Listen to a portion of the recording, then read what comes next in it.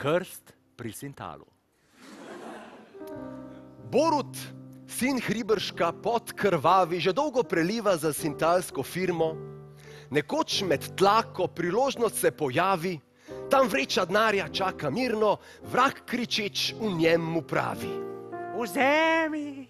Vzemi to malho napolnjeno z denarjem in z njim na Nemško se odpravi. Cekine v omarco na železniški pospravi in uniči dan Sintalovim vladarjem.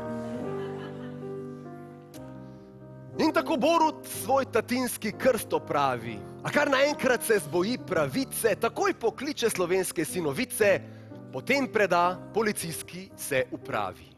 Ko vrne se na Kranjsko ta ubogi trot, pravilo glavno tukaj le mu pravi. Če slehernik krade, v očeh zakona je falot in uječi Borut ziher se ustavi za dlje časa kot skupaj Hilda, Bavčar in pa Šrot. Mali človek naj se raje ne pretvarja. On živi in umrje brez denarja.